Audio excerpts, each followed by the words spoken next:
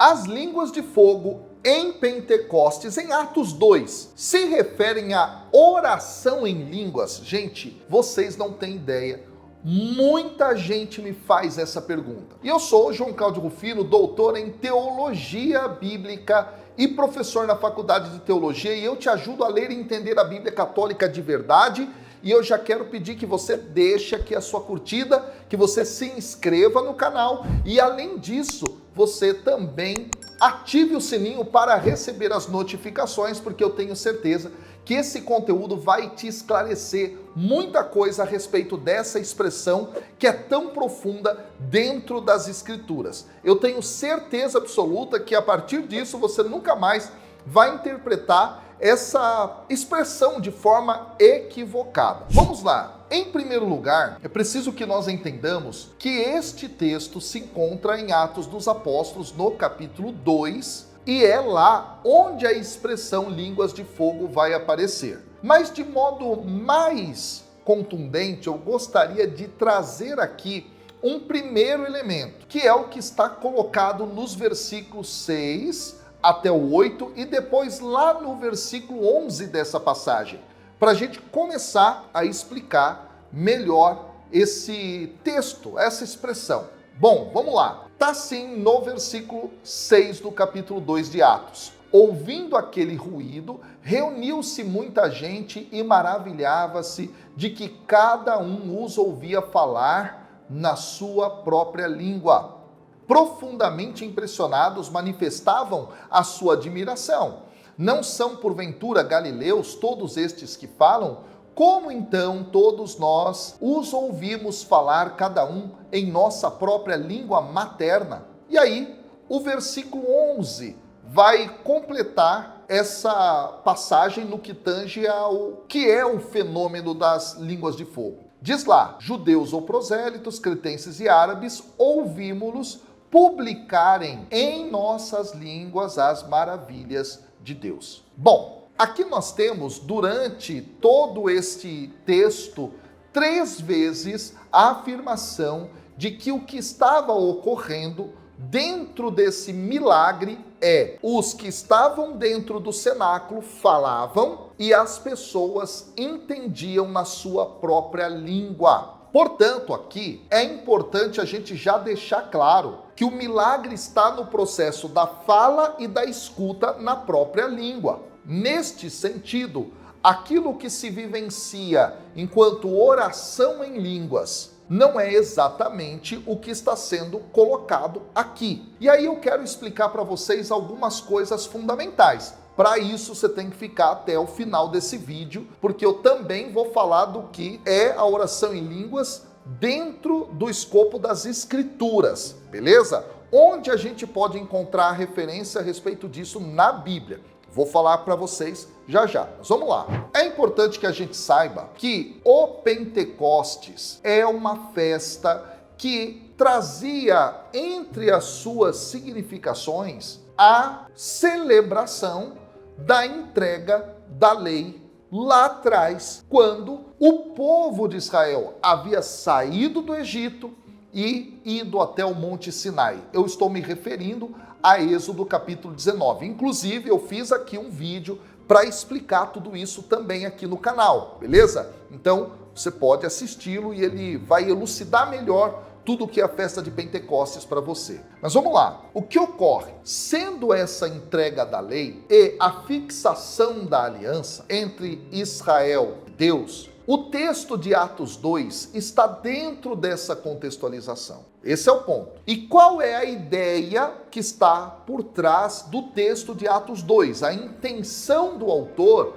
é mostrar que a comunidade que crê que Jesus é o Messias recebe a autorização, recebe a autoridade para pregar a palavra de Deus para todas as nações. Isso é também confirmado por aquilo que está colocado em Atos capítulo 1, versículo 8, quando o próprio Jesus diz aos seus discípulos, os 11 mais especificamente, os apóstolos, que eles receberiam do Espírito Santo uma força e essa força os transformaria em testemunhas. Aí diz lá o texto, em Jerusalém, toda a Judéia até os confins do mundo. Então a ideia de Atos 2 é mostrar ao ouvinte leitor desse texto que a comunidade é continuadora da obra de Jesus e, neste sentido, é entendida essa comunidade como o Israel com as portas abertas para que todos possam, a partir de Israel, fazerem a experiência de estarem atados ao Pai, mediante Cristo, na força do Espírito, na aliança com Deus. Esse é o ponto. E aí que vem o grande detalhe. Vem o Espírito e as línguas como de fogo descem. Primeira coisa importante aqui. O fogo. O fogo dentro das Escrituras se refere, pessoal, à presença do próprio Deus. Isso é crucial para a gente entender. Então, basicamente, é Deus descendo, é Deus vindo do céu para a terra e, mais especificamente, para estar dentro de cada um daqueles 120 que estavam no cenáculo naquele dia de Pentecostes. Então, trata-se aqui da própria presença de Deus que vem para habitar o ser humano que aceita justamente essa aliança com o Pai mediante Cristo Messias, tá? Esse é o primeiro ponto fundamental. Agora também é importante nós entendermos que a expressão línguas de fogo vai nos remeter a uma realidade muito profunda, que só pode ser perscrutada por nós à medida em que a gente olha para o contexto da época em que Atos dos Apóstolos está sendo escrito por Lucas. Ou seja, havia uma linguagem comum que circulava. Essa linguagem, línguas de fogo, tá? Está, por exemplo, presente em um dos manuscritos da comunidade essênia de Qumran, nos famosos manuscritos do Mar Morto. Pois é, entre aquelas centenas de manuscritos, nós temos um deles cujo título foi dado Línguas de Fogo. E lá, a comunidade de Qumran fala sobre o que seriam essas línguas de fogo. E eu estou falando aí de um texto muito possivelmente escrito entre o século III e o século II antes de Cristo. Veja bem, é muito interessante saber disso. Lá se dá o nome Línguas de Fogo para o seguinte fenômeno. De acordo com aquilo que nós temos de informação no Antigo Testamento, o sumo sacerdote carregava aqui em cima, na sua estola sacerdotal, uma caixinha que dentro dela tinha ou 2 ossos ou 2 pedrinhas. Estas eram chamadas de Urim e Tumim. Quando o sumo sacerdote queria consultar a Deus, ele pegava o Urim e o Tumim, chacoalhava e jogava. E uma vez que isso ocorre, olha que dado interessante, é Deus respondendo o sim ou não, o avança ou recua, alguma pergunta que era feita justamente, não é, nesse sentido mais simples de resposta. Segundo a comunidade de Qumran, essas pedrinhas brilhavam, essas pedrinhas ficavam incandescentes. E estas pedrinhas eram chamadas de línguas de fogo. Portanto, línguas de fogo, dentro desse contexto, significa a comunicação divina, a palavra de Deus que é comunicada. Olha que coisa fantástica. Inclusive, eu trabalho isso dentro da minha tese de doutorado. Tá? Esse é um dos tópicos de intertextualidade que eu estabeleço entre Atos 2, tá? E a comunidade de Qumran.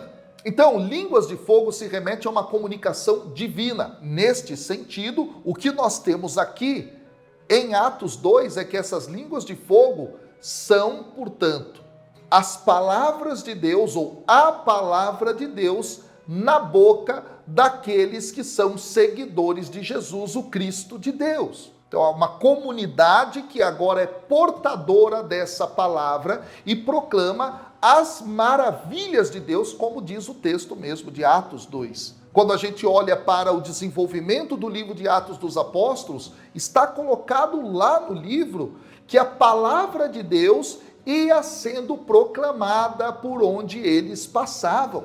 Inclusive, alguns autores vão chamar Atos dos Apóstolos com a titulação Atos da Palavra. Olha que coisa bonita. Mas também é interessante que nós podemos observar um outro dado de conexão intertextual, ou seja, conexão entre textos.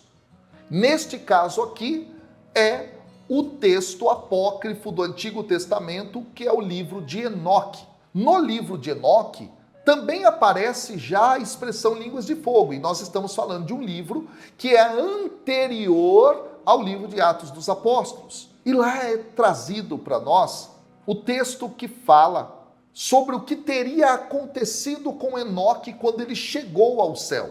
Ele foi arrebatado, um anjo o esperava lá, e esse anjo começa a conduzi-lo pelo céu, e ele começa a se aproximar da morada de Deus. E a morada de Deus era feita com paredes de línguas de fogo. Uau! Olha que interessante isso. Quando ele se aproxima, ele vê línguas de fogo nas paredes da morada divina. Neste sentido, também pode ser que Lucas, entendendo esta linguagem no seu contexto, tenha trabalhado a ideia, e existem artigos científicos que vão para essa direção, de que a morada de Deus desce do céu, e quem passa a ser a morada de Deus? Cada um daqueles que se coloca dentro da crença firme, Jesus é o Messias. Daí a ideia, então, seria: cada membro da comunidade cristã é templo do próprio Espírito. Que coisa fantástica! E parece que essa ideia, ela tem também bastante possibilidade de ser colocada como uma das realidades daquilo que Lucas quer comunicar. Então, línguas de fogo é justamente a expressão de que a morada de Deus agora é cada membro da comunidade. Então, a gente pode juntar essas duas perspectivas que eu trouxe. Línguas de fogo enquanto palavra de Deus, portada pela comunidade, que é, ao mesmo tempo, morada de Deus. E aí, então, a gente começa a entender que eles estão autorizados para falar para todas as nações, todos os povos. Línguas de fogo, portanto, se refere a isso, a esse fenômeno do milagre de falar e os outros entenderem na sua própria língua, como sinal de que a comunidade é aquela autorizada para a evangelização e, ao mesmo tempo, também representação dessa morada divina no mundo. Coisa fantástica. E aí dá para a gente trabalhar a questão eclesiológica, não é? Ou seja, uma teologia da igreja a partir disso. Tudo isso pode ser trabalhado. É algo realmente fantástico. Agora, e a oração em línguas, professor? Então quer dizer que aqui no texto de Atos 2, línguas de fogo, não é oração em línguas. Não é oração em línguas. Então quer dizer que a oração em línguas não existe, é algo inventado, não tem que nem para quê, né? Não existe fundamentação. Calma, vamos devagar e sempre. A oração em línguas, sim, ela está também nas Escrituras. Sobretudo, a gente pode aqui relembrar a lista de dons carismáticos que o apóstolo Paulo traz no capítulo 12, a partir do versículo 7 da primeira carta aos Coríntios. Entre os 9 dons que ali estão presentes, ele fala a respeito do dom das línguas. E esse dom das línguas vai ter a ver com duas realidades. Um dom de se falar mesmo num processo de milagre, uma língua que você não conhece, e há relatos disso ao longo da história da igreja, e inclusive em relatos recentes de expressões carismáticas católicas, não é? Que estão vivenciando esse dom também. Ao mesmo tempo, também pode se referir a uma oração que é feita mediante aquilo que Romanos capítulo 8, versículos 26 e 27 trazem. O próprio apóstolo Paulo fala que o Espírito Santo venha em auxílio à nossa fraqueza, pois não sabemos orar como convém. Lembra desse texto? Ele mesmo intercede por nós por meio de gemidos inefáveis. Opa! Aí para mim, Romanos capítulo 8, versículo 26 e 27 é a passagem bíblica que melhor explicita a experiência que nós hoje vemos dentro dos movimentos que estão dentro da corrente de graça, renovação carismática católica.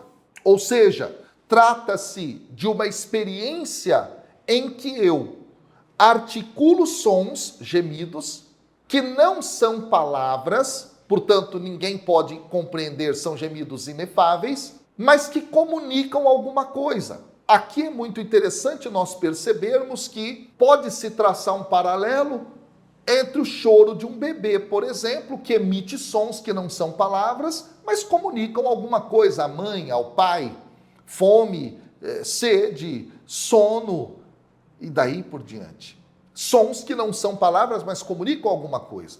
E esta forma de compreensão, ela está presente, inclusive, até, pessoal, dentro de um documento da CNBB, chamado Diretrizes Pastorais para a Renovação Carismática Católica, que está publicado a partir de 1994. Lá, os bispos do Brasil, com uma junta de peritos que trataram a respeito desse tema, dizem que a oração em línguas é dirigida diretamente a Deus e homem nenhum entende, tá? Olha que interessante. Então, nesse sentido, existe sim esse fenômeno que diz respeito a um processo de oração mediante gemidos inexprimíveis, tá? Então, nesse sentido, dizer que em Atos 2 o que está ocorrendo não é a oração em línguas não significa desabonar essa oração, não significa dizer que ela não existe, não significa dizer que ela é uma ficção, porque nós temos outra base bíblica